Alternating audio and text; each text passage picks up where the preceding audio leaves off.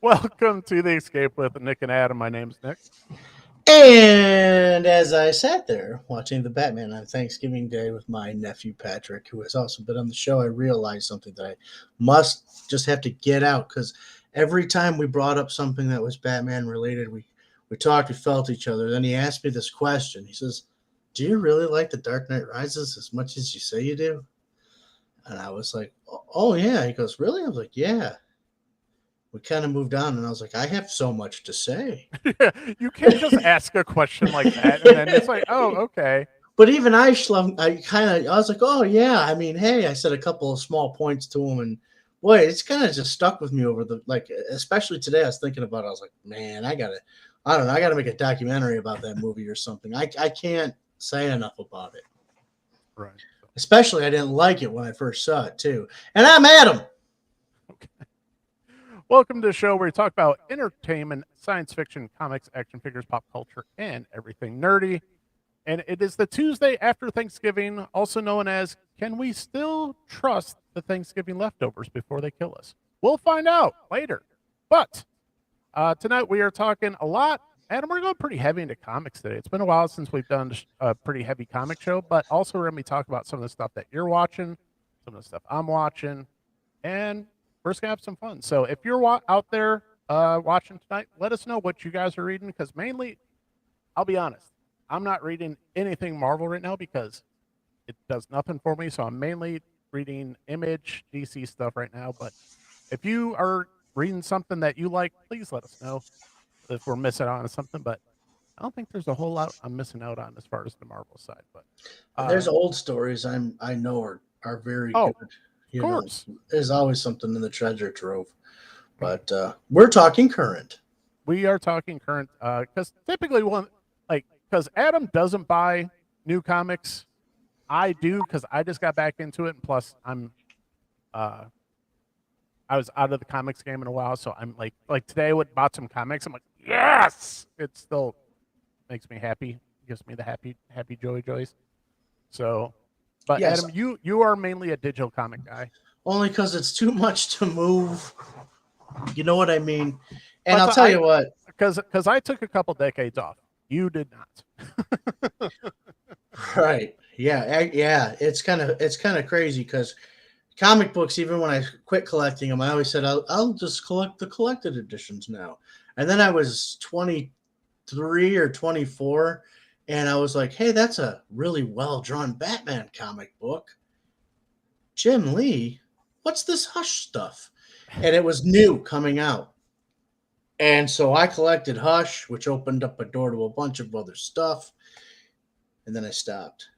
And then the new 52 happened. So yeah, or even Brightest Day happened. Yeah, I stayed in and out, but I stayed.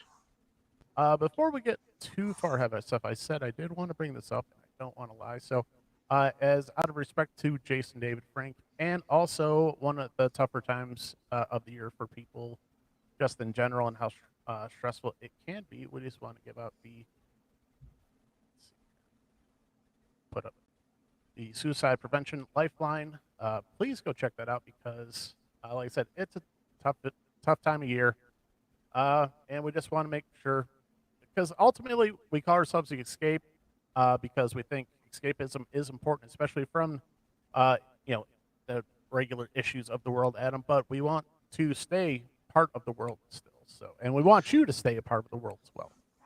Exactly. We want to provide a healthy outlet for escape, and remember that, you know, suicide is a permanent solution to a temporary problem. So it's not a solution at all. And yeah, absolutely. I had uh, my aunt, before she passed, one time she said, she goes, because I was really stressed out about the holidays at one point, and she said, Adam, do you know what Christmas Day is? And I said, I don't know. She goes, it's Tuesday. It's just Tuesday. That's all. Yep. And then the next day will be Wednesday. And that's all it really is, just minimize stuff. So there's help out there, guys. I'm off my. It's important that you stay. So But just want to bring it back up, and I think we'll probably do this through the rest of the holidays too. Just remind everybody, Yeah, trust me, life gets hard, but like Adam has said the last couple weeks, this is a permanent solution to a temporary problem, and please don't take that solution, please. So, but if you are having a hard time, there are people out there who are more than willing to listen, uh, especially here at the National Suicide Prevention Lifeline and the Suicide and Crisis Lifeline. So, if you are having any problems, please, if you don't call these people, please call someone. Please talk to somebody. So, but on that, we're going to kind of get on with the show. So, all right, Adam, like I said, this is kind of first time we kind of made a concerted effort to like, let's read these books so we actually have something that we're both reading to talk about. Yeah, and it's fun. It is fun, but we chose well, it's not a run, but it's just a series of one shots that DC's doing, and it's the One Bad Day series. And we're going to be specifically talking about the Riddler and Penguin episodes or issues. Yeah, I'm not finished with the Riddler one, but it left one bad taste in my mouth so far, which has kind of tarnished it for. I don't know because we're gonna have. Why don't you start? Where are we gonna start here? I like the Penguin. I really enjoyed it. Well, let's get the feisty stuff out of the way. So we're going to start with the Riddler. All right. Um, I'm holding my hand like this because I'm trying to like my knuckles are getting white. I love the art in this book. Yeah, I love the art. This is fucking crazy good art. I do love the art. It's pretty great. Let's see if I can bring one that works well. Yeah.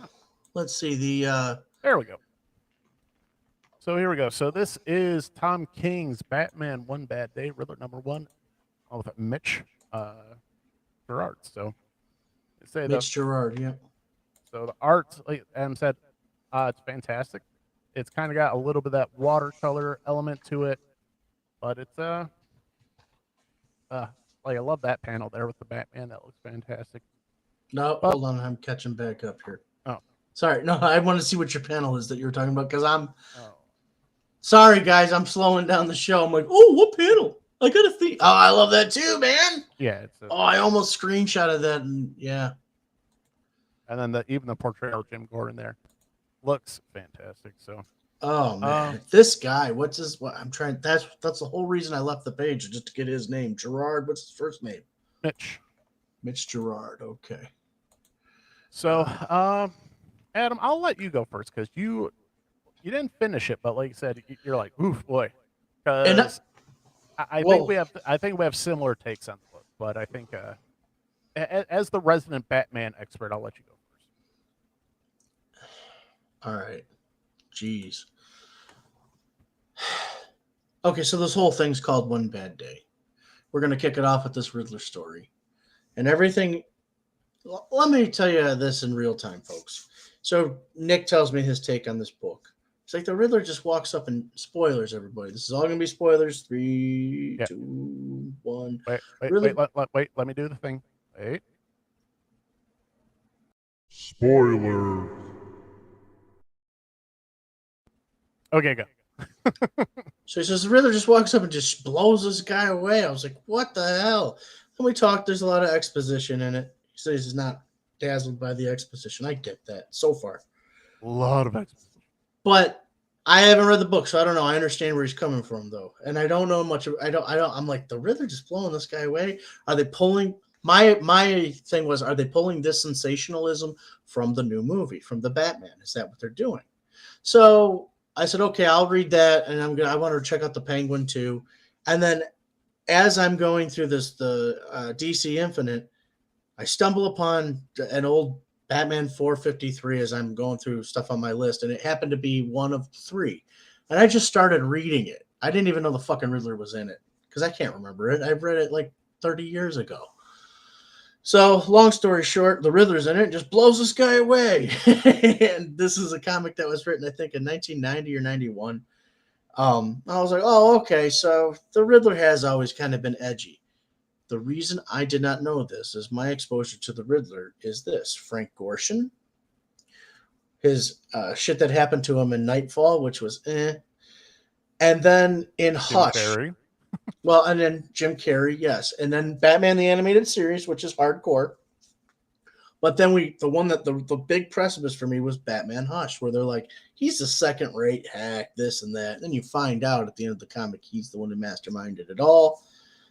But I didn't really picture him as that cold-blooded Mad Dog Clint Eastwood type killer. Alas, somebody else did it 30 years ago. So I guess it's always been out there, news to me.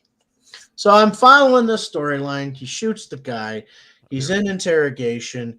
Gordon's asking him questions. Did this guy sleep with your wife? Did you lose to him at poker? All of this. And he's saying he'll only talk to Batman. And he's saying the Batman said that you're not worth my time. Okay, so then sorry, Nick, you shouldn't have walked away from this because this is what I didn't want to tell him. So the Riddler then begins to describe the events of the Killing Joke. Okay, and he says something to the effect to Jim Gordon that, how do you know, or how do you think the Joker knew your address that day, got past your security?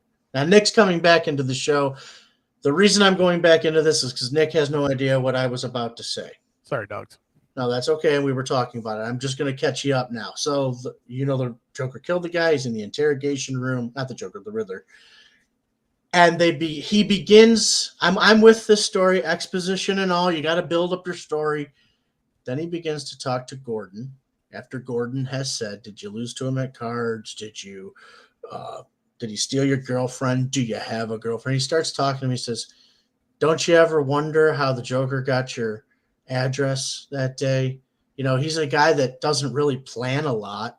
He's like, he just kind of happens and luck finds his way. So he calls me up and I said, oh, I've got this caper just stashed away. I stalked him for years.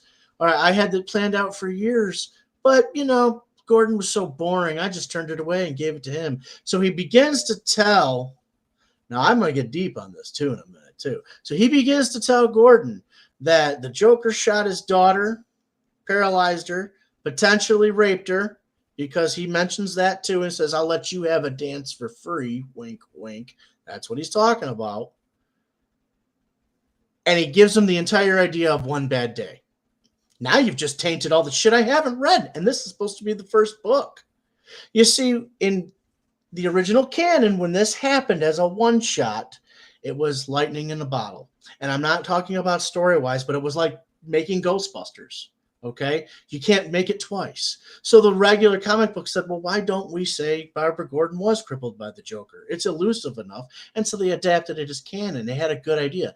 Right now, they're turning around and deconstructing the Killing Joke, and they're tearing down what they built up for so long with just that one little line. It totally shifts all the responsibility of what happened in the Killing Joke to the Riddler. But it doesn't make sense because at the end, the Joker explains what the fuck he's talking about with One Bad Day. Okay? So this is, I don't know why this is a good idea. I did read that, on the quarter of Giordano, well, Giordano is the guy who got fired or who was in the, is he writing a love letter to his friends when he talks about this? So now, everybody, that's where I stand on that. Except now there's more to bring into it. Now you have the character of Punchline. Okay, who's supposed to be the Joker's kind of new girlfriend. She's obsessed with him. She's sicker than Harley Quinn. She has her own podcast called Finding the Joker. And in this one shot, she goes to all of these places where the Joker had his first capers. She goes to the place where the Man Who Laughs takes place.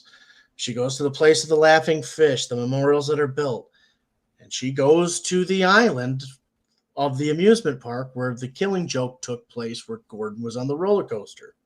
Then they even go and say that they can't tear the place down because you still own the land technically. I don't know who the fuck's name is on the deed, if it's the Joker or not. Joseph Kerr. Or Joseph Kerr or whatever. Oh, and that's another thing. The Riddler calls him Jack. Yeah, Jack. This is what we do. as if it's Jack Napier.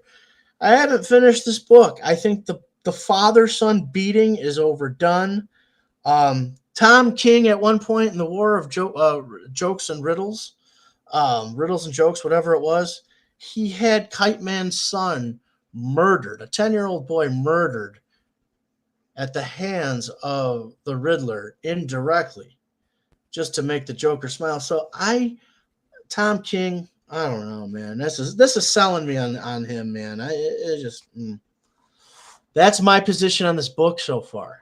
That's the one thing. So I know a lot of people are not the biggest fan of Tom King and his writing style, but they did say one of the things he does well, like kind of one-shot styles, like when it comes to long storylines, that's kind of where he loses it. But I was like, all right, I'll give Tom King a chance on this one because it is a one-shot. I'll see what he's got. But I was like, holy jeez, like I am bored. It's so much exposition and not like, look, I'm not the most sophisticated of cats, but you just got to move the story along. It moves at such a sluggish pace. We're in between father beatings. Well, yeah, in between, look, if you had a bad childhood, welcome to the club. But it's one of those things where like, holy, like it just everybody's a monster, and then he like not even that bad, I guess, but like, and then boy, do they make him just an absolute monster though. They make Edward Nygma just like, holy jeez, like. Well, don't forget the other monster I've read about so far in this fucking book. Now I'm getting mad because I just remembered this. I was going to bring this up. Did you finish the book yet? Yes. Then maybe you can help me out with this. Picture this, if you will. I'm going to act like Sophia from the Golden Girls. It's Sicily, 1919. No, but picture this. You are 1944. A tragedy has just happened to you. Your significant other has been murdered by this crazy fuck this is bad. I know what you're going. And you're at the funeral, it's raining, you see Elon Musk at your significant other's funeral, and you're like, Elon, you're here at my husband, my wife's funeral. Did you? No, I had no idea who he was. I read about it in the paper. Oh, Elon. And then let me tell you my life story because we don't know each other, Elon. I'm gonna put my arm around you, Elon. Elon Musk, come on they're making sandwiches, Elon, at the funeral wake. Now change Elon Musk's name to fucking Bruce Wayne. Who does that? What? Who? They pretty much had the wife of the guy who was just murdered to be like, hey, big boy, I see that the richest man in Gotham's here. How are you doing? You want to go get a cup of coffee? It's like, what just happened? What are you doing? Like, what the heck? Like, whose response would be this? Like, ever? Unless you're just a terrible person. And don't tell me you got it from the movie because Bruce Wayne went to the mayor's funeral in the movie. He went to the mayor's funeral in the movie to see if the serial killer would come out. They know very well who killed this guy. Well, that's the other thing. It's like he's in custody. What? Why is he even there? Like, just in general, it's be like, Bruce, like, oh, I just happened to be walking by the cemetery and I saw a group of people. So I figure walk over and be like, hey, what's up, people? Be like, no, that doesn't make sense. Then it makes even less sense for the widow to be like, oh, hey, Bruce Wayne, guess who's single now, back on the market?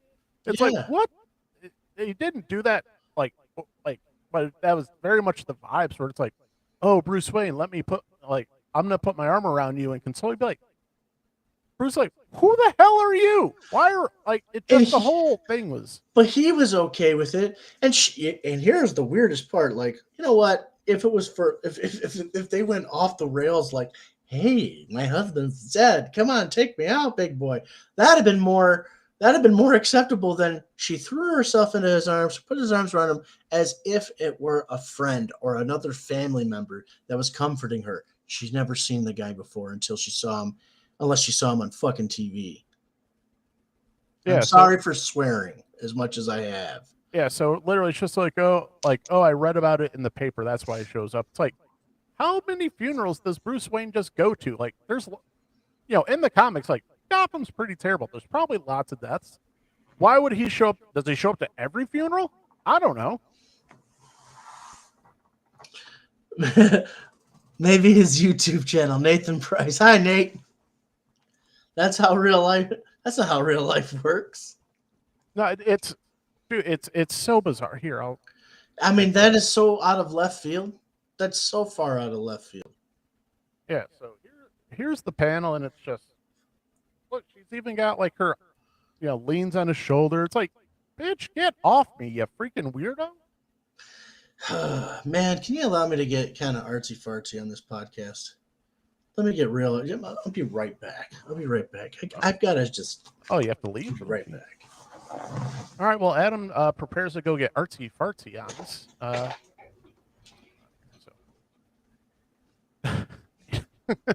Thanks for joining, Nate. But yeah, so I know exactly where Adam's going with this because even I was reading this, I was like, what the hell is this? And for me, there's so many like, what the hell is going on here? Where even it's got the Riddler just he starts because a big portion of the comic is him in the interrogation room, and there's so many points where I'm just like, what the hell are you talking about?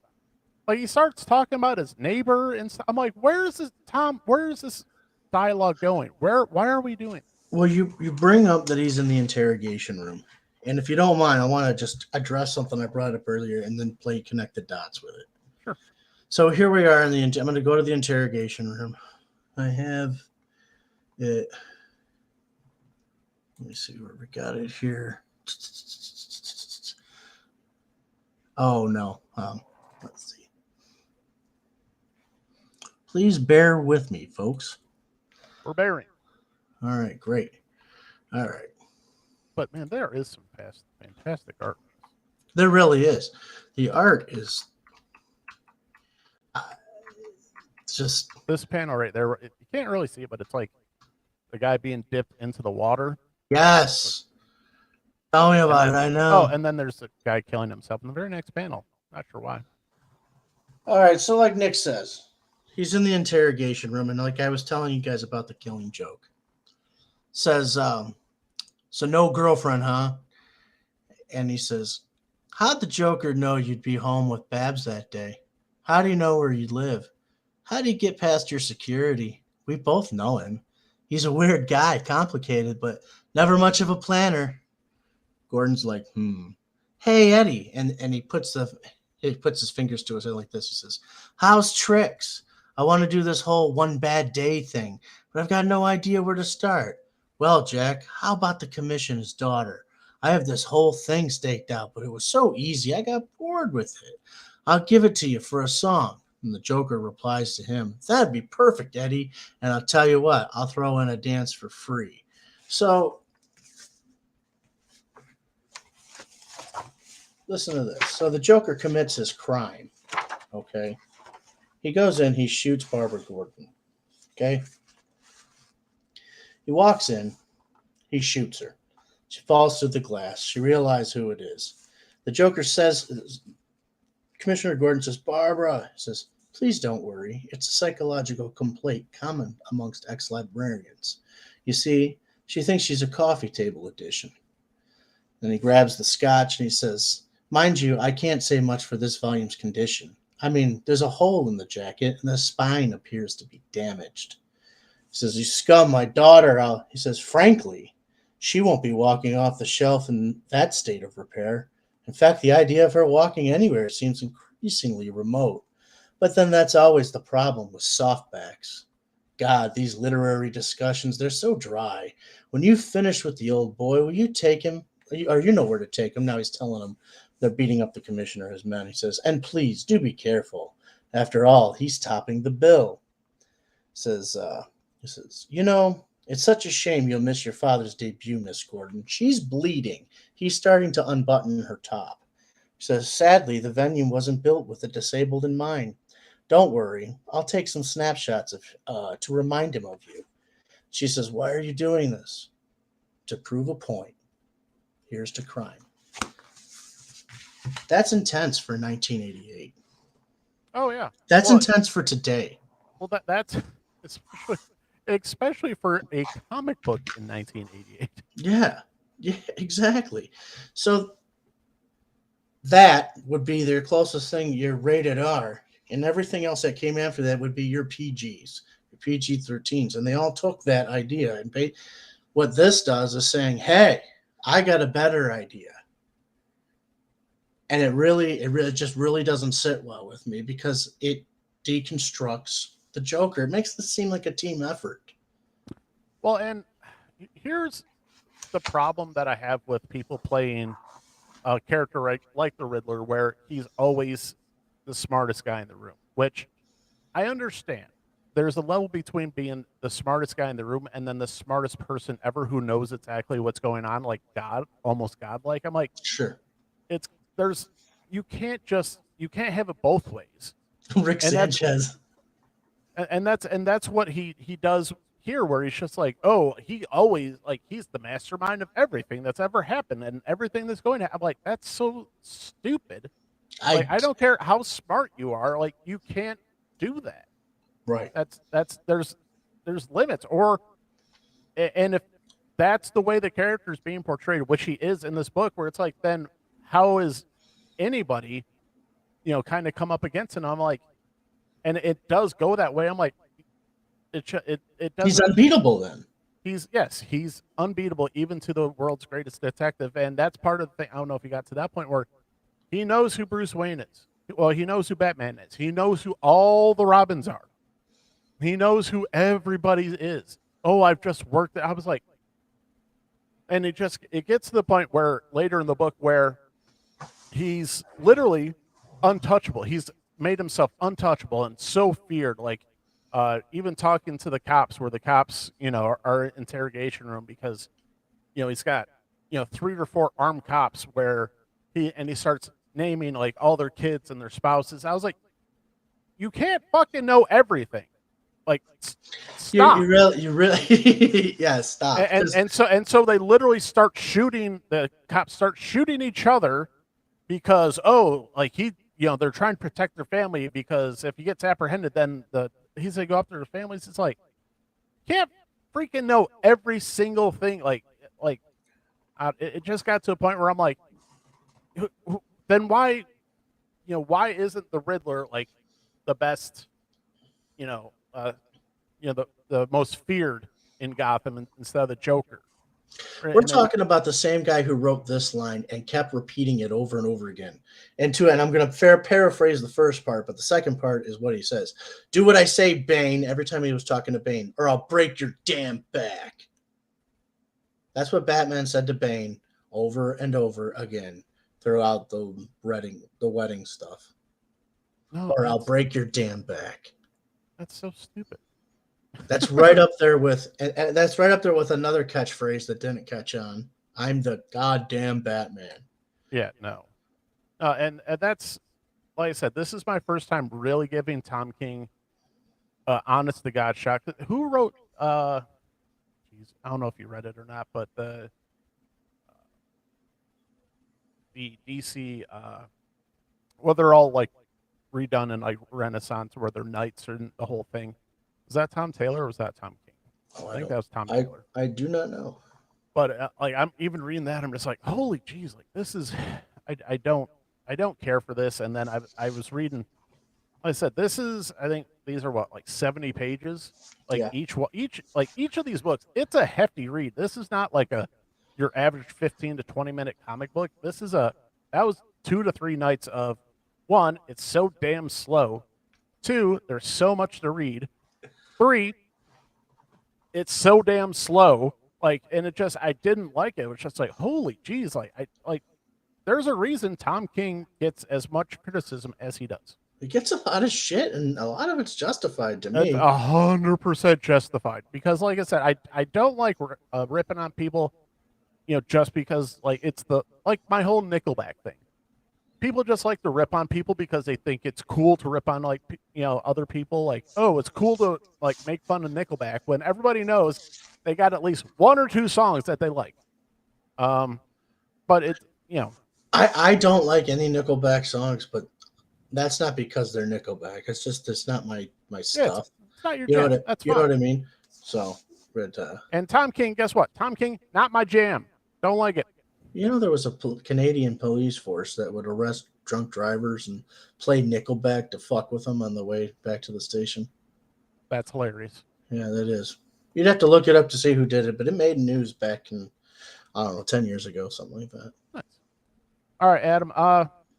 Final verdict on. I know you haven't finished it, but if you had to give a verdict on Tom King's Riddler One Bad Day, is that a read or no read?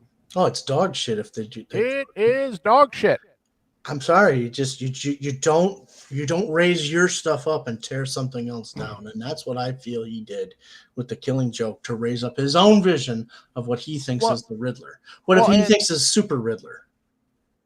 Yeah, and like I said, so it got to the point in this book where he was always the smartest, he was always the best, he was always the one who was pulling all the strings no matter what. So much where, just walking around the city, he got to and apologize to you if you haven't gotten there yet, but no, I basically he's just like, hey, Batman, don't even touch me, because if you even touch me, I'll just kill whoever. Like, I'll just kill some random person. It's like, so it's like he's got in the this catch-22. No matter what, he can do anything. I was like, that's so stupid, because if you get to the point where you're so feared, but you're so feared, but yet so arrogant, like you can just go around, do whatever you want. I was like, someone's just gonna walk up and shoot you. Like, it doesn't make sense. And then this is the most damning thing about this issue is, and I apologize, this is going to be the spoilers, because getting back to the Killing Joke, because Adam, why don't you tell our friends about what happens at the end of the Killing Joke? Well, DC Comics has always loosely left it up to interpretation, and of course, in the PG and the PG-13 canon that came to follow, the Joker was alive. But at the end, the last panels of the Killing Joke, the two of them are laughing. Then you see Batman's hands go up. He chokes the Joker. There's only one person laughing at the end. It's not the Joker. So the Joker tells the Killing Joke, and now Batman has shown up to kill the Riddler. Yes. How? You can't do that. Tom King, you got no business, putting yourself in that era, that fine era of writing there. Okay, first of all, when Alan Moore did it, he did it under the fucking radar. And that's one of the things people are like, oh, it's still like, oh, did it happen? Did it not happen? Like, oh, it happened. I mean, it happened in that book. It happened in Alan Moore's head. That's what happened. DC Comics turned it into some canon, which I think is fine. You know, the Riddler hacked into the Matrix. Essentially, yeah, he basically became Neo in this episode. Yeah, no, now I'm really like, because I told you that before, because I was like, you try to rip off one of the most famous and most discussed endings in comics, and you're trying to write yourself into that same rarefied air as Alan Moore. I was like, dude, you got no business even touching that or writing yourself into it. And I've read the book, listened to some audio dramas, I've watched the movie over and over again. I can't find the Killing Joke like hints in the Penguin book. Not even subtly. No. Nothing like that. It's, if anything, so it was a blatant ripoff. 100%. And but at least the penguin stuff reminds me of like an old Western, right? It reminds me of a Western. Folks, full disclosure, before we finish this topic, I loved the Penguin. Yeah, let's switch. We can switch. So, but yeah, getting over to the Penguin. Let me get off my fancy spinning rack. All right. I got out of the garbage. I got it out of the garbage. That's hilarious. I got it out of the garbage. So this is, and so the one I got for the Riddler is a different style of cover, but this is one of those a series of covers that do connect, because I've got the Mr. Freeze one as well. So it is. Oh, is that a cover? Yeah, this is the cover. So hold on. Oh, well, that's not the. That's a variant then. Well, yeah, it's a DC. Yeah. So there's tons of variants. But as you can see, it's this is the Mr. Freeze cover, and they kind of I don't know which way it connects. Oh man, now you just got me to buy them. if I was gonna go out, Look at that art though. That art's fantastic. I'm not bitching, dude. That's awesome. It's one of the few things I'll say it's okay to judge by its cover, and it's comic books. Yeah, I mean, to put that together is worth buying it alone. Yeah, I don't know even know if it's just the same one and they pop the guy on the cover. I don't know. But either way, they all look fantastic. But yeah, so the Penguin here, much easier read. Just the stories goes and go. And like I said, it reminds me of an old Western because this one's titled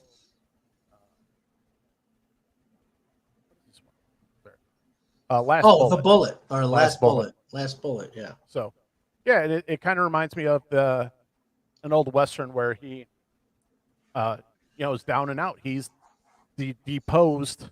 He's already fallen. He's had he's in the gutter. He's got nothing left, and now he's coming back for trying to retake his crown. And you know what? It's a tale about owning your fuck ups, because in the end he finds out that he's the reason he lost it all. Right. And it's a harsh lesson, but so he goes to the addict, the drug addict in the beginning. He said, "So you took my money." He goes, "Yeah, you never appreciated me. You never gave me a chance at true leadership." He goes, "Okay, so you took my money. You got it now." You sold me out because it was one of his hunters. He's like, "You sold me out." He goes, "And now you have the money. And what did you do with it?" "Well, you got high with it." So you got high and you blew it. Yep. So at the end of the day, I made the right decision. He basically says to him. Then you fast forward. What happens at the end when oh my god, the ending is so good. After I'm only halfway through, but we're fine. Oh no! Oh shit! Podcast is over. Nick, go finish this. Wait, I'll go back. Go finish this book, and then we're jumping back on. No. Well, let's go back to the beginning. So he basically starts off. Yeah, you got to reel me in. He's trying to buy a gun, and all he's got is what $20 or is it $20 to buy a gun from some street punk? Yeah. And he's like, "Does this gun even work?" He's like, "Why do you care?" He's like, "I need a gun that works." He's like, "Oh, you want a good gun?" He's like, "What about the bullets?" He's like, "Oh, you wanted bullets too? Fine, I'll give you one bullet." And he literally starts off with his janky gun and one bullet, and that's when he goes to, he said the prostitute. The prostitute first, and then he's like, "Hold on, I'll be right back." And he goes up to the junkie henchman guy who sold him out in the first place. And I like Adam's our resident Batman expert. I'm not super familiar with Umbrella Man. He's new. I don't okay. know. I don't know him either. But because I want to clear. That's the big bad for this issue. So when we said he goes to the prostitute, he goes to this prostitute asking her not only for her help, but he says, "Listen, I'm gonna get my city back, and I'm gonna put you in a position to be better than what you are." And she fucks him over. He prostitutes do.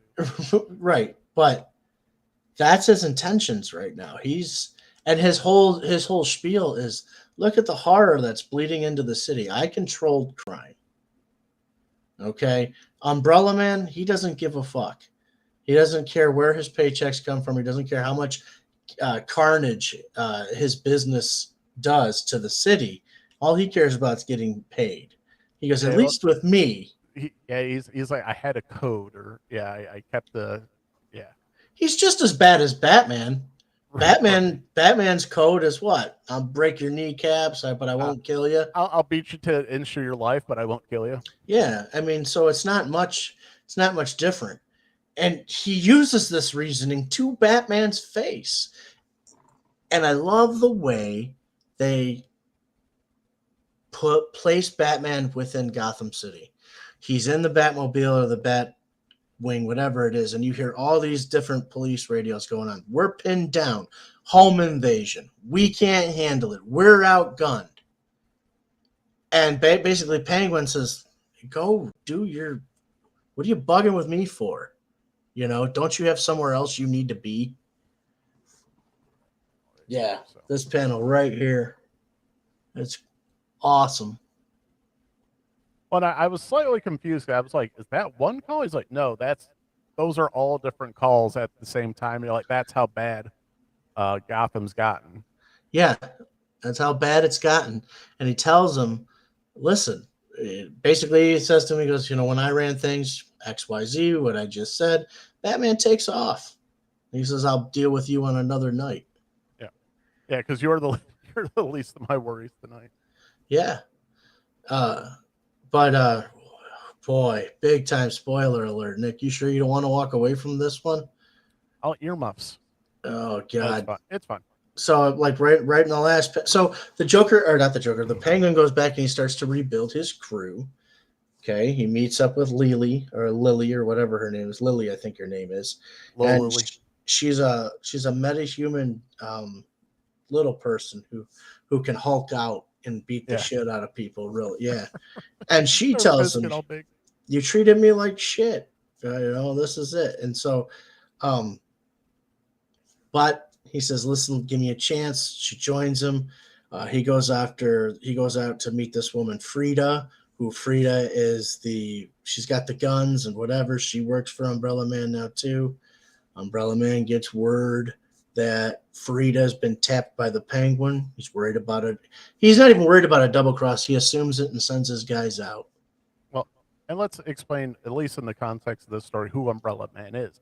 It was literally the man who was like the doorman for the Penguin, Right, he and held the umbrella for him. and he was like the guy who was, in the background. But he was planning the entire time to usurp the power from Penguin, and eventually did by usurping his crew and the whole thing. And Right, he did, and I'll be right back. so okay, so we got the earmuffs going. He gets his crew back together, and I think what I can do for you here to give you kind of a rundown. So he gets his crew back together, but it's not at a cost. Like I said, the Umbrella Man just nonchalantly assumes the worst because Frida's crew was tapped by the Penguin, and he sends his people to just go kill them all. And so Frida, as a result of being even spoken to by the Penguin, her people are murdered, all but two. And so she, of course, joins him. And he has this sidekick who really doesn't have a lot of self-esteem. I think he was actually going to. I can't remember. Nick will have to clue us in on what the What's deal up? was with him. What was the deal with his one sidekick who didn't really believe in himself, but they kept pushing? Was he going to kill himself that night or something? I think he was trying to get work from someone else because he showed up. That's about where I just started. So. Well, I was about to spoil the ending anyway. Oh. Long story Oh, short, yeah. So they show up to Lily and him. Lily and Penguin show up to one of the old henchmen's, and there's a whole bunch of his crew there, and that's where Lily hulks out, and all that's standing is the young kid who was there just trying to kind of catch on with the crew. So that's right. That's right. So the final showdown comes. The Penguin is going to take his city back. He has words with the Umbrella Man, and the Umbrella Man beats him to within an inch of his life, calls him all these filthy names, and as he's bloodied, he says, "You think you can kill me?" And they bleep out what Umbrella Man's saying after there's blood everywhere. He says, "Fuck? You don't know what it takes to survive. You're just a man. But I've never been anything except for an ugly little animal." And he jumps at him. You see him leaping through the air. It looks like Danny DeVito's Penguin. I would say leaping through the fucking air. It reminds me of Danny DeVito. Yeah. And he bites out his throat. He bites his fucking throat out. That's awesome. 5 months later, you see Lily and she's in a nice red dress with some good, I don't know, probably Prada. I don't know my shoes. And you see Frida, What? and How dare you not know your I high heels? I know, right? And now the Batman's back to talk some shit, but he's like, look, it's business. Business will never be as usual again. So basically, the Penguin's like little spiritual journey here is that I got my city back. I learned to treat the people who got my back with respect. So fuck you, Batman.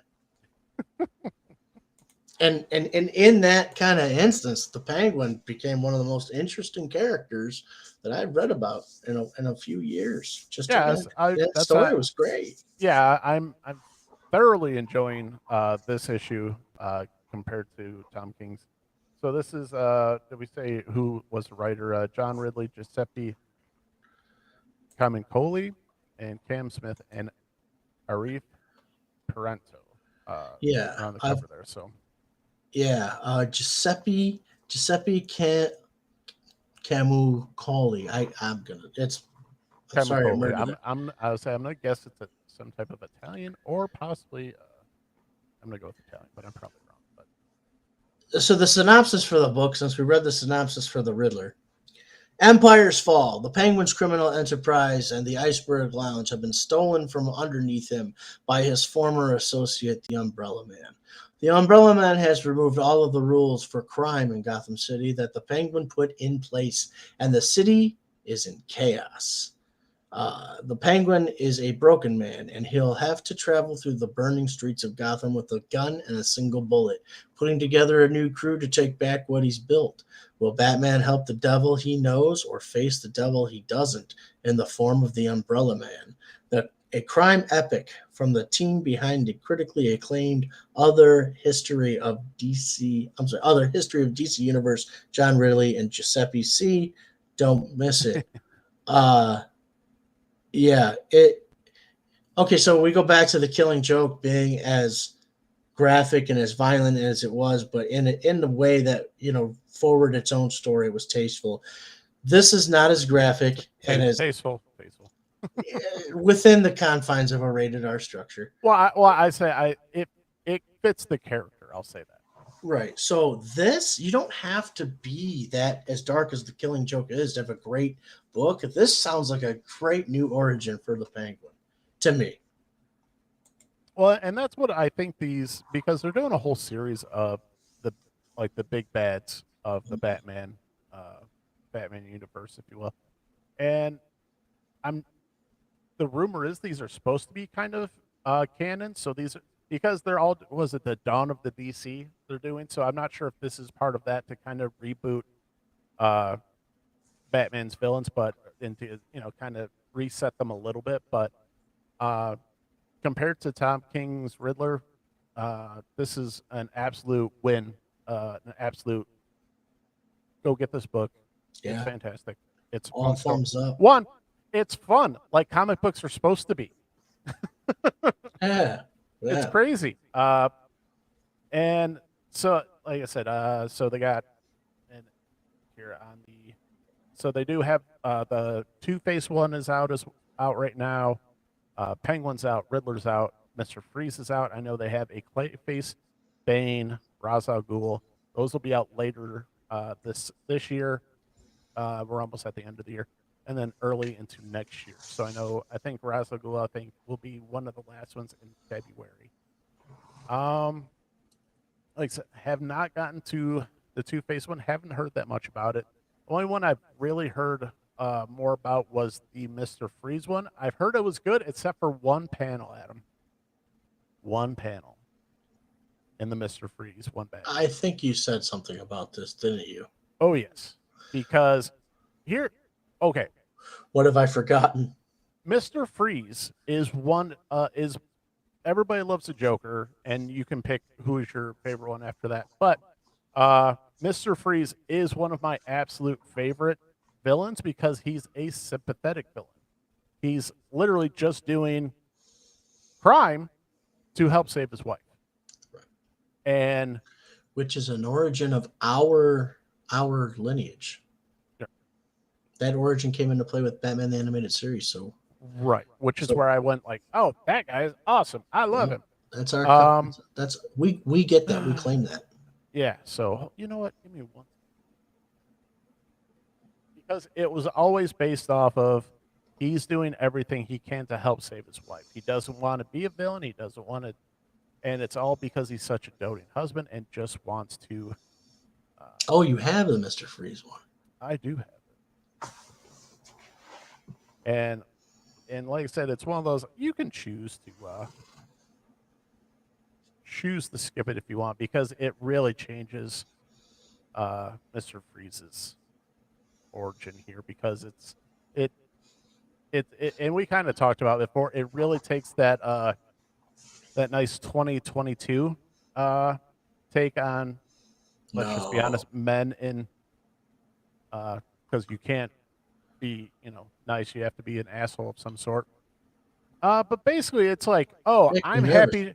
I'm happy she's frozen because now she won't be out spending my money and have to worry if she's Doesn't cheating say on that. me. Hold on. Uh, Ugh.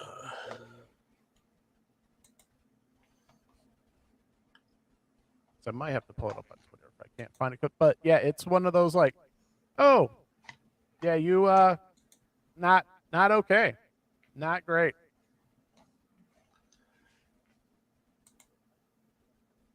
I'm trying to see if I can find it, and I don't think it's on the service yet. Bless you. Thank you. But it's yeah, it is one of those things. If this is how they're going to go with this character moving forward, not okay, not. Well, and let me tell you that entire origin, right, where Nora is frozen and he's trying to save his wife, and she's frozen for that purpose so she doesn't die. Later on in the comics, and it was the animated series continues, but it counts. I mean, I would say more so than anything else, really, if you want to capture the spirit of Victor Freeze. She was cured, but not by him. And she married the man who cured her. He confronted her. He said, and this is what he said to her. He goes, "Oh, Nora, I would never hurt the man you love. You love him. I'm just glad you're okay." That's what all of this was about. What the fuck? Now, I mean that in a good way. I mean that WTF in a good way. Like, nobody thinks well, no one I know really, thinks you know what I mean? That's a hard thing to wrap your head around, right? Yep. That's a hard thing. It'd be easy. You would expect Mr. Freeze to say, "I killed all these people just for you. Now you won't have me." But they didn't do that. No, it's pretty disappointing. Yeah. To say the least. But yeah, it's like, hey, not let's not do that. Let's just skip that panel and we'll move on with our lives. So yeah, I can't find it right now. So let's Yeah. because I had it and I think I sent it to you because I was like, what the bleep? We did talk about this. I remember now. But yeah, it's not on here to stream, but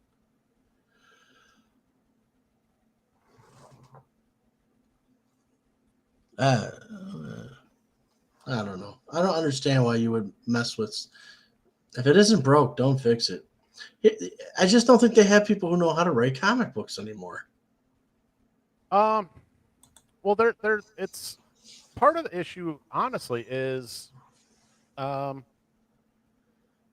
too many people are trying to put their own spin on it instead of one of the things that we talked about in the last episode was James Gunn is producing character bibles, which sets the parameters for your characters. Yeah.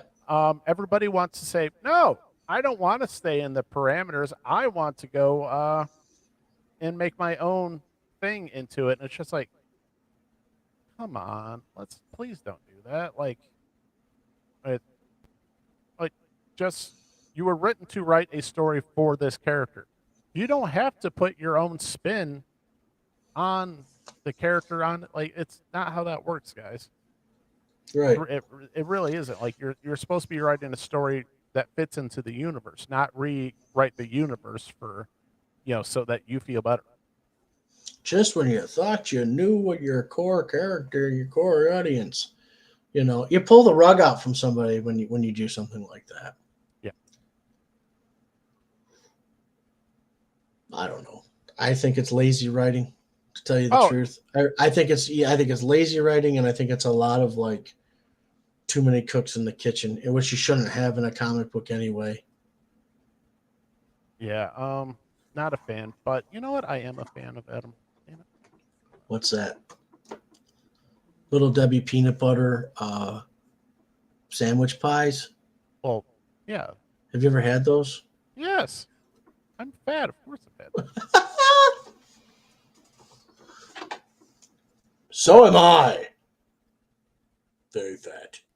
There we go. So Oh, McFarlane finally, bringing what I know you and I wanted. I know I want. Oh, I want it very So much. yeah, that's the Mr. Freeze that I've wanted for a while. He's holding a gun. Yeah, he is. It's a freeze ray. I know, but I think this might be the first of laxed, changing regulations to Yeah, come. I haven't heard if that's going to become an issue or not moving forward. If that's going to be lax or not, but I'd be perfectly okay if it's yeah, if we don't have to keep doing that stuff. Well, yeah. I mean, it'd be nice to get a Red Hood action figure that comes with some pistols. So, yeah.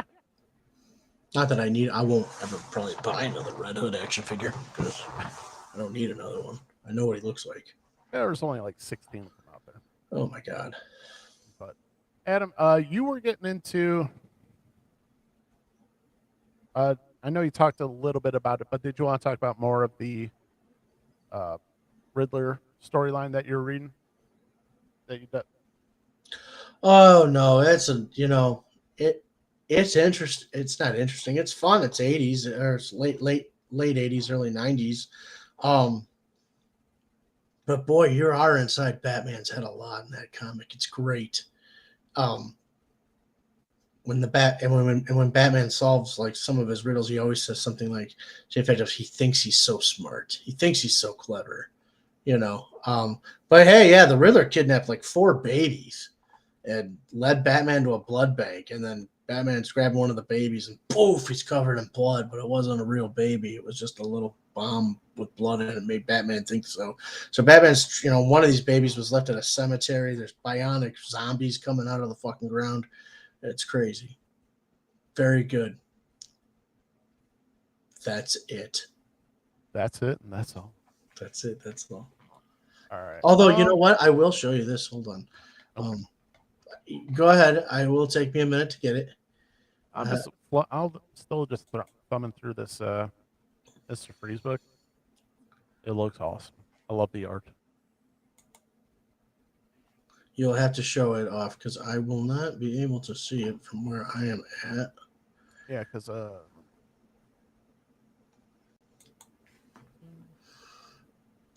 just love the way that Victor's drawn there, and even like it's a little bit different, but I even like the way Batman is too. It's a little bit different, but I like it. I want to show you guys something. And I don't know what's going on in this panel, but that just looks like good, wholesome fun right there.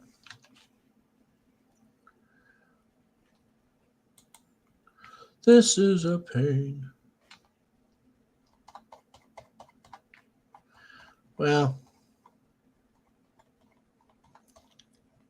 I've already gone down the rabbit hole, guys, so I'm going to try to show it to you. I've already gave us enough. Keep going, Nick. I'm not on the show anymore. Okay, so Batman won that day, Mr. Freeze, written by Jerry Duggan, Mateo Scalera, and David Stewart. I just love I don't know why I love the back of the books just as much as the front, because it just gives like nice, cool little things, like snowflakes there for Mr. Freeze. And then we're gonna talk about Got some books today. Adam, I bought a book today. You're gonna be very excited. It's a surprise though.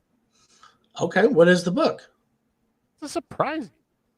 It's a surprise, you must. All right, I think I found what I was looking for to show you guys. Just waiting for it to go now. Uh-oh. There we go. So, Nick, Yes, would you like to see what the Batmobile looked like in 1990? yes. Okay. This is pretty dope. Is this from? Is it similar to the Tim Burton? Oh, it's nothing like it at all. Okay. Nothing like it at all, folks. Come on, man. This damn plastic world. I can't seem to get it. That's who I. That was That's like where 25 years ago.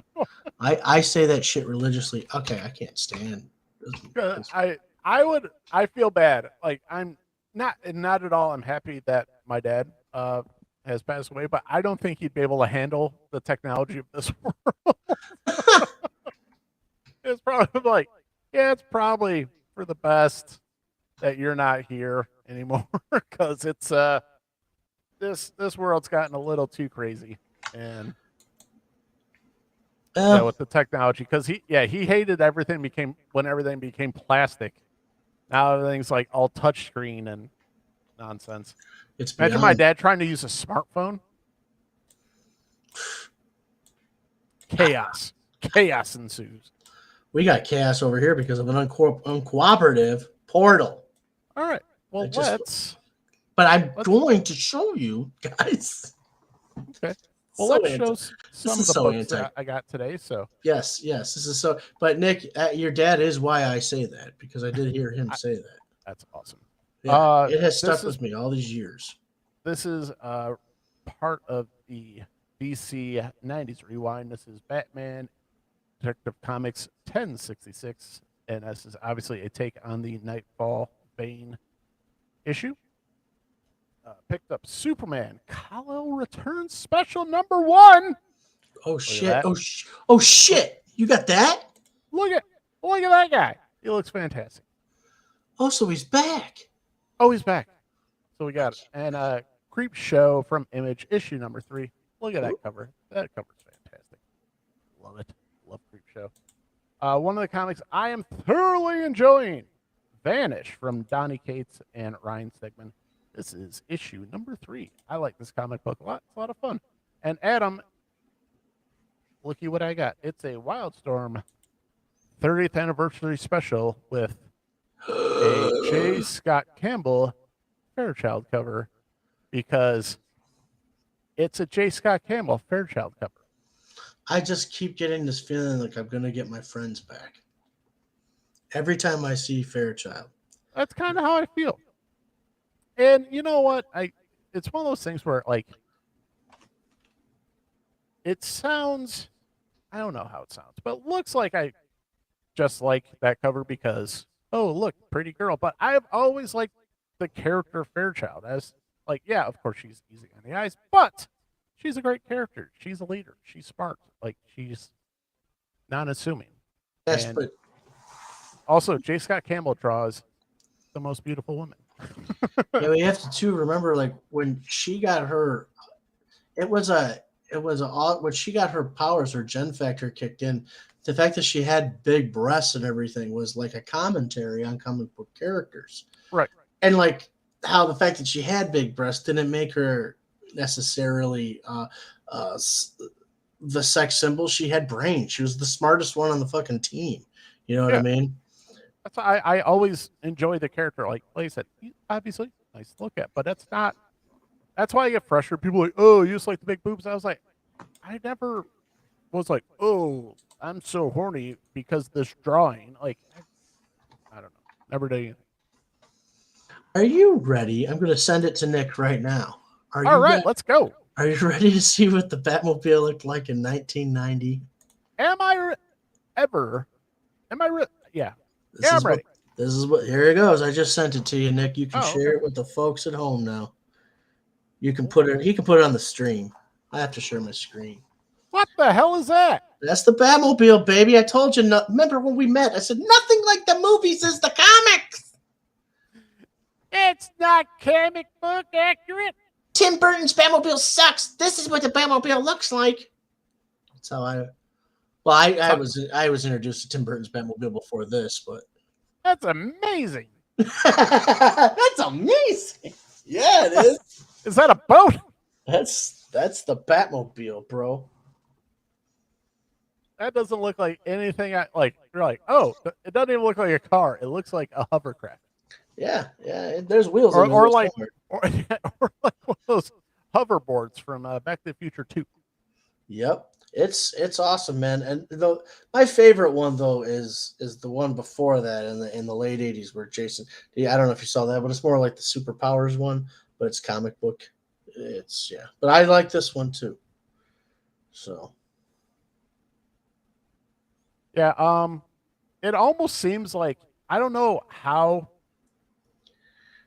Tim Burton's Batmobile was how DC the comic books liked it or didn't like it. It almost seems like a thumb in your eye or finger to Tim Burton. Be like, this is our Batmobile.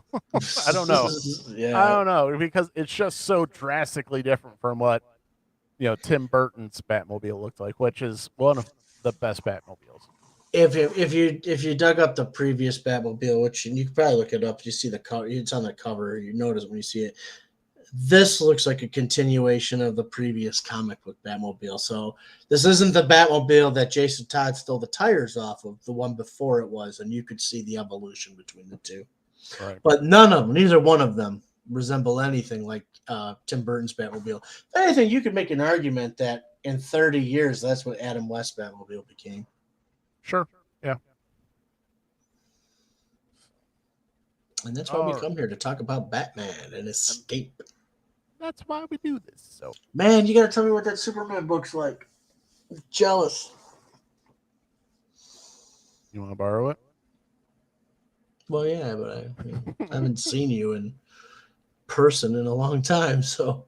Yeah, I'm not the biggest Superman guy, but I was like, you know what? Screw it. Grabbing it.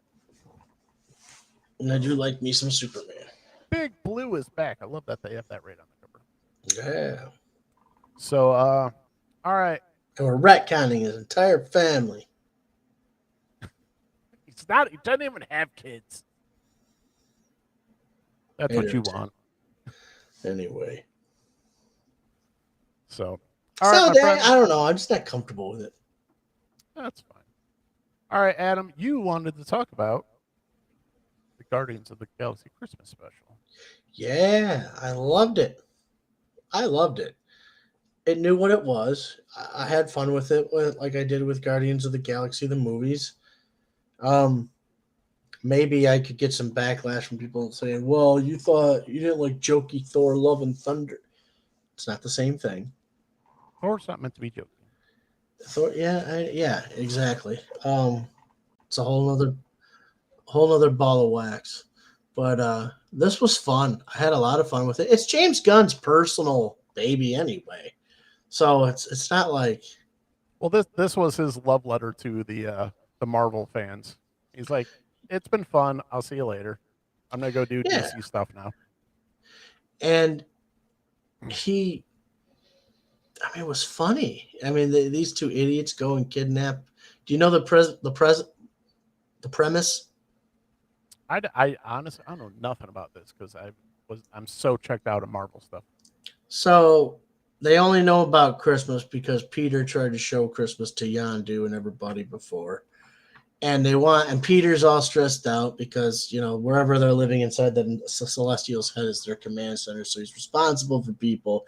He misses Gamora and they want to bring him Christmas. And nobody really understands what the hell Christmas really is. Right. Well, yeah. How do you explain this holiday or any holiday to an alien?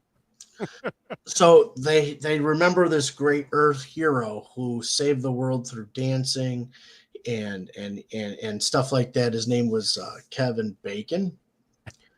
And so Drax and Mantis go to Earth to get the greatest hero ever and take him and give them to Peter as a Christmas gift. That's why Kevin Bacon's in this. Come to find out, Kevin Bacon's just an actor, and all actors are pieces of shit. That's what Drax and Mantis are saying. So they don't ruin Christmas. Mantis puts him under a spell and says, "You're gonna have to be the real hero." And so then he gets him, and then Peter Quill's like, "Oh my God, what have you guys done?" And it's pretty funny. It's very good. I know. I saw one of the things I've noticed. I don't, like I said, I, I don't know why I said that. I haven't said this before, but James Gunn has been defending,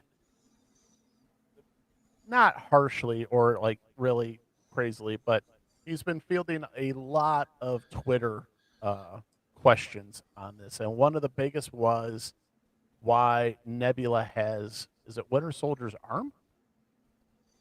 Yeah, Okay.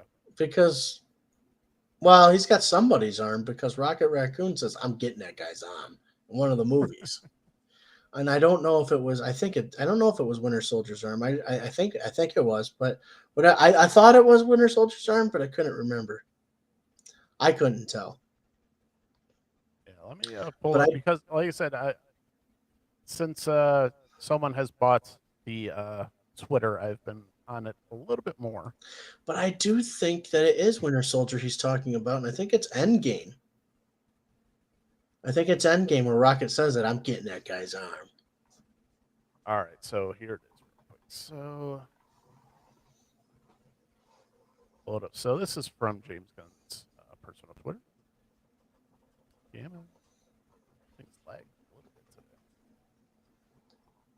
All right, so question from Daniel Shea in James Gunn question in Guardians of the Galaxy Holiday Special. Towards the end, is that a stuffed Grogu that Peter gives Yondu?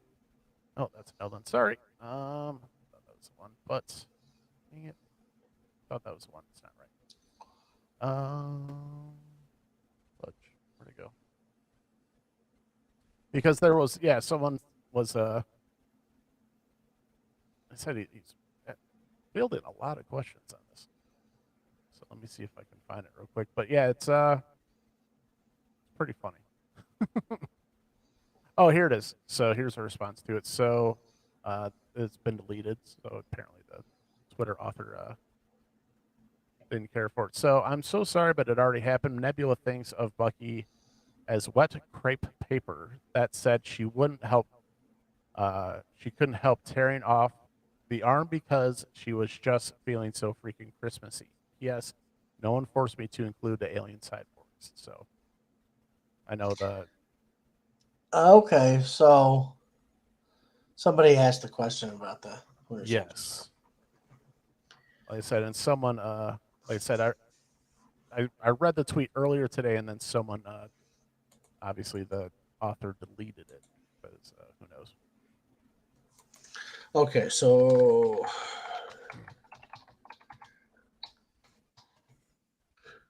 you know who knows, don't you? The nose knows? You know who knows. Let's see here. American obsessed with body parts, eyeball, prosthetic leg. Infinity War, Rocket and Bucky. Yeah, that's it. He's fighting. He goes, "I'm getting that guy's arm." I'm kidding. I remember that now. Yeah. So, but so you're giving Guardians of the Galaxy Holiday Special a recommend.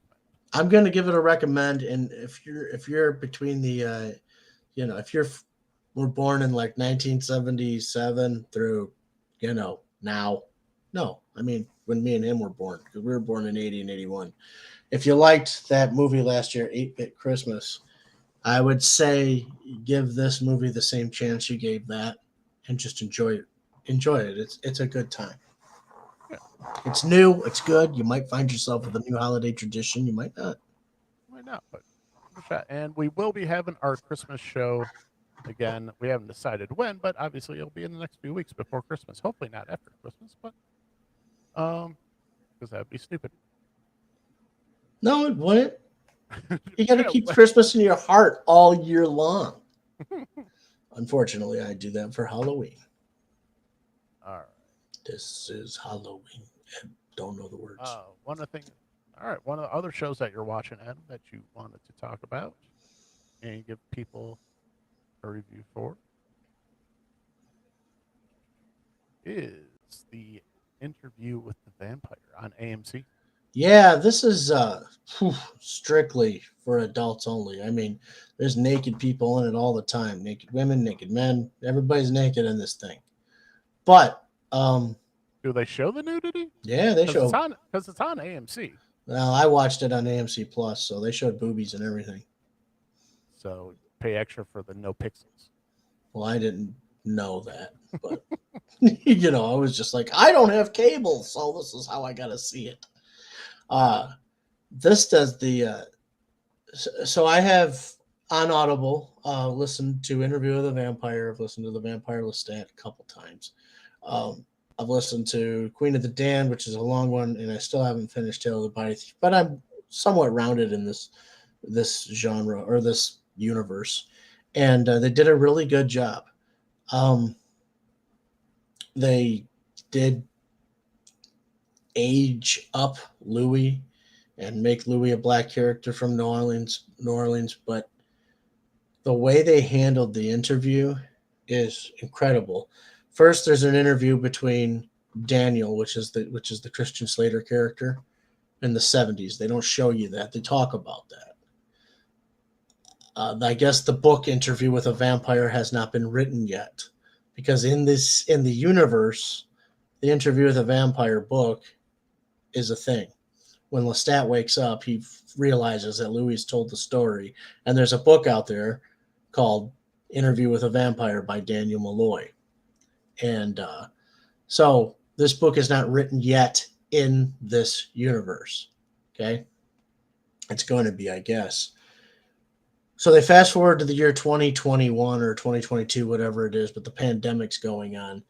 And Louis wants to tell the story again to the same guy, but this time he's older, he's reflecting more on it, and now he wants the real story to actually come out. So they're good. The two of them are going over the history, and they're actually gonna, so they're trying to get the story correct. I guess it's 7 episodes. Claudia, the girl who plays Claudia, is absolutely fucking amazing. I knew that I was liking the show because Claudia's make it or break it, right? When you introduce Claudia. So when they introduced Claudia, I knew Claudia, is that Kirsten that's Dunst's character? Kirsten Dunst's character. Okay. Originally written as a 6-year-old girl, aged up as a preteen girl by Kirsten Dunst. Now in this movie, or in this version of it, I think she's supposed to be 13 or 12, whatever, or 14. Well, that was always the weird part about her character. She stays in the movie, she's, I'm a doll forever, right? I'm a doll forever, and she does mature mentally. Right. Here's the thing. Here's how I knew I liked the story. I didn't want Claudia to die. Claudia has to die for this to work. Spoiler alert, everybody. She doesn't die by the end of the season. She lives. The story goes on. You haven't seen all of Claudia's story yet, but they did a good job. I didn't want Claudia to die. I really, even though Lestat was very much the villain, which he is the villain of this particular story, I felt bad for him. I cared about these characters the same way I cared about them in the book. Fucking bold move to change Louis's entire ethnic background and date of becoming a vampire, and they did it well. There's something about this though. The way the guy, I can't remember, I don't know his name, the actor who plays Louis, when he's speaking in the interview portions, I swear to God, it sounds like he's doing a Brad Pitt impersonation. Yeah. But the rest of it, not so much. But if that's the only complaint, I mean, All right, so Louis is played by Jacob Anderson. What's that? Very well, I might Sam Reed. Yep, Daniel Malloy is Eric Oaksey. Yeah, you've seen him in. Yeah, you know who he is. Plenty of stuff. Yeah, everybody else. Claudia is played by Bailey Bass. I don't know who that is, but let's see what else she's been in. Oh, good. more ads because it's the holidays. Because that's what we need. Yes. She's coming. She's gonna be in the new Avatar 3, 4. Let me bleep an Avatar. That's the one thing we should talk about. Did you hear? Sorry, before I go, she has not been in a ton. She's been in Moon and Sun, Law and Order, The Jenkins Family, Christmas Psycho, Sweet 16, and Rice, and then she's supposed to be in all the upcoming Avatars. So, Well, she acts her ass off in this, and this is a version of Will Ferrell, right? Yes, this is the Will Ferrell version. this is the, I'm like, what? Yeah, it's the Will. Oh my god, how awesome would that be? Will Ferrell would have to play Lestat. That's the only way. It's the only way you get away with something like this. So then, wait a minute, we're not done here. So if Will Ferrell's playing Lestat, who's playing Louis? Who's going to be the straight man of that? John C. Riley. I was just, yeah. You said you it. got to. Yep, John C. Riley. Or Ryan Reynolds. I don't know at this point. They might be the new team up. Now you go ahead and you do. I lost it. I don't know. You need somebody as Claudia. I don't know who you use as Claudia. So Catherine Hahn, because I like Catherine Hahn. Catherine Hahn. Oh gosh, Catherine Hahn is Claudia. Yeah, okay, I'm in. Brad Pitt. That's too easy, Nate. So, but yeah. Oh, real quick point. Did you hear how much the new Avatar has to make to break even? No. It has to be like the 5th highest grossing movie ever. It's got to break 2 billion to break even. James Cameron, you may have bitten off a bit much this time, my friend. I don't know. He seems very eccentric now to me. Yeah, he was getting all mouthy with fans, be like, because they were like, dude, like a 3-hour movie, aren't we sick of like 3-hour freaking movies? And he's like, you go shut up and go see my movie. It's like, well, that's one way to go about it, James. I'm going to tell you the truth. I get visually it's beautiful and everything, but I'm like, really? This is the hill you want to die on, buddy? I mean, well, not only that hill, he's got like, I saw like at least 2 more sequels coming out. He's on a massive peyote trip. He's not making movies. He's channeling visions. Essentially. Yeah. Oh my God. Here we go. This is what we say. Yeah. Good one, Nate. But yeah, it's yeah.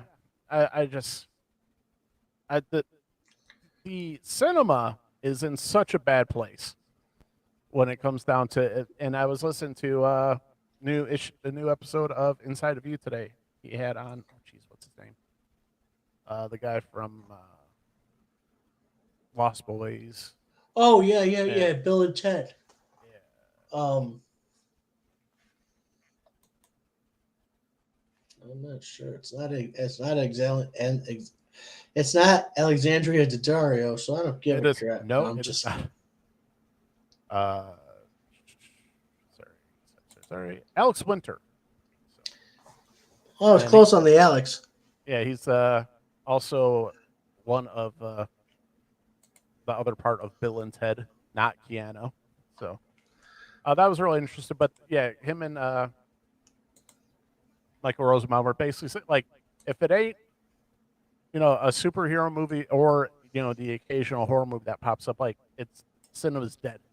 And cinema needs a big revamping very quickly in order to be profitable, because you can't be relying on movies to make $1 billion every single time. Like that can't be a thing.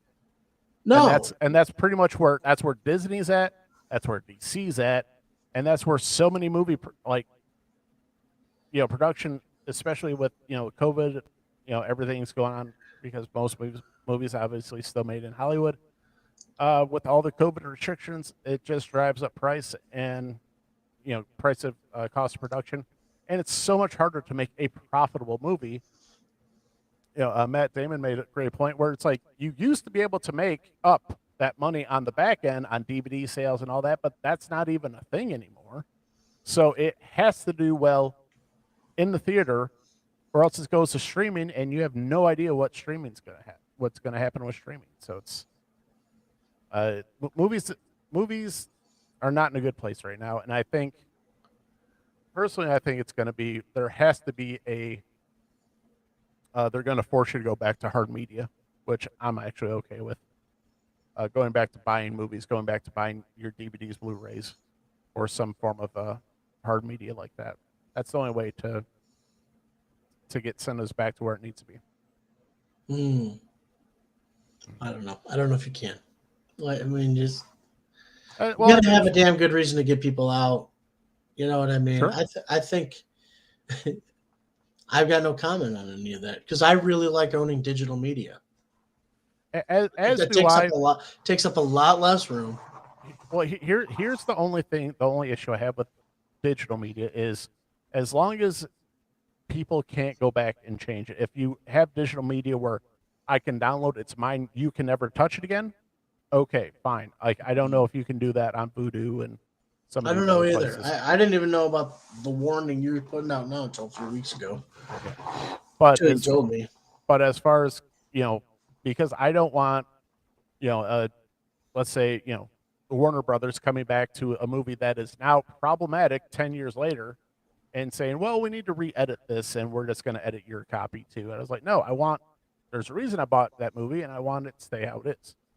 So I understand that. That makes sense. No, All it right. does. It makes it. Well, I'll tell you right now. If they went back and said, we're going to take your version of the Batman and enter in that stupid deleted Joker scene. And this is the only way. It's the only way you can watch it. I would be like, well, no, thank you. Yeah. Well, the only way you can ever watch Batman v Superman: Dawn of Justice is never watching the Ultimate Edition again. Well, then I can't watch the movie anymore. It's a fucking bullshit movie without the. It's a bullshit movie without the director's cut. I'm sorry, and that's choices too. Why would you? That theatrical cut makes no sense because they cut out plot holes. Plot details. Yeah. They created plot holes.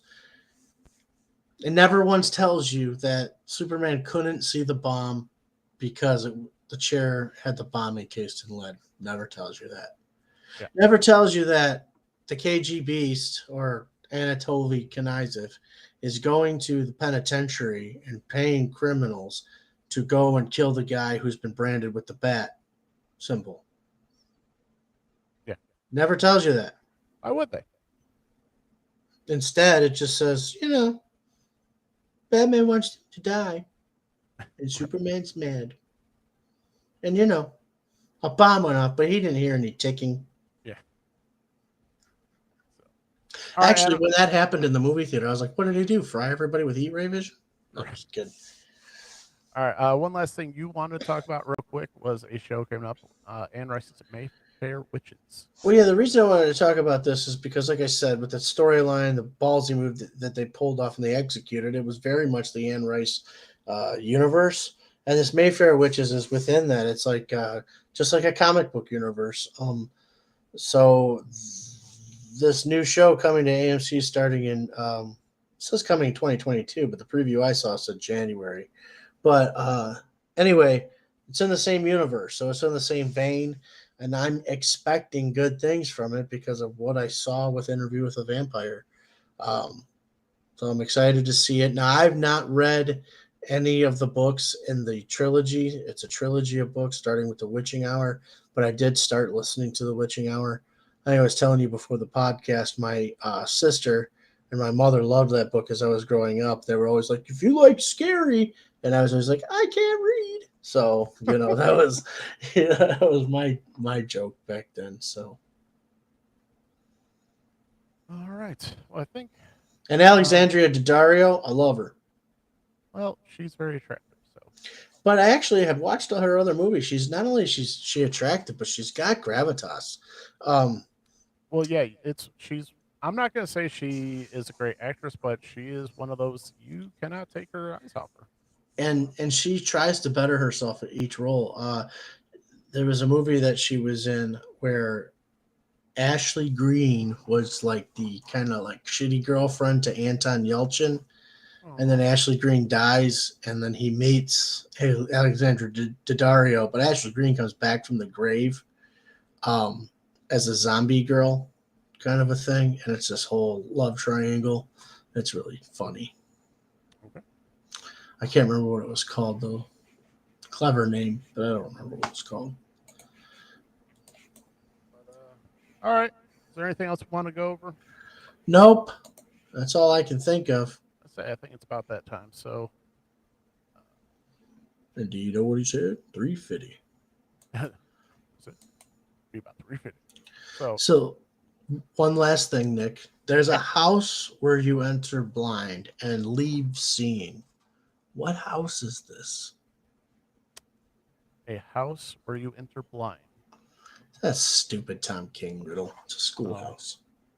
I hate Stupid. Tom King. Yeah, don't like him. yeah. I don't like him either. I don't. I do not care for His writing. no Big Hero 6. Not sure what that was a reference to. But all right, so all right, my friend. I think it is time to wrap it up. All right. Do we want to bring up the suicide prevention line one more time before we go? Yes, yes. I was just about to. Well, I was thinking about doing it, and then you're like, "Hey, let's do that." So I said, "That's a good idea." That's a good idea. And do you know what he said? About 350. Be about 350. All right. So, as we mentioned earlier in the show, it is one of the most stressful times of the year, and unfortunately, it is. This is the time of year where there is a rise in self deletions. And please, my friends, if you're watching this or if you know someone who is going through a hard time, let them know there are people out there that they can talk to. There are people out there that are willing to listen. And please, please talk to someone. Please call someone. Do not, as Adam says, do not make a permanent solution To a temporary problem. to a temporary problem. It all passes. We are on a great big journey, and I know sometimes life gets a little overwhelming, but it is, as I said, is a temporary thing. So please, please, please, please at least make a phone call. So please either call uh, the National Suicide Prevention Lifeline or give the Suicide and Crisis Lifeline a call. Because you matter. Bottom line, you matter. Bottom line. But just want to let you know there are people out there who they want to help and they are willing to help. So, and as I'm said, you absolutely do matter. So, thank you so much for watching tonight, and you can follow us on all our social medias on Facebook and Instagram. We are on the Escape with Nick and Adam. And if you have not subscribed to the show yet, please subscribe to the channel. Helps a lot. And we are also on all the major podcast platforms: Spotify, Apple Podcasts, Audible, and Google Podcasts. So, thank you guys so much for watching. And Adam, any last words? Merry Christmas. Happy holidays. And thank you. Thank you guys so much. Good night, America. Good night, Planet Houston. We love you.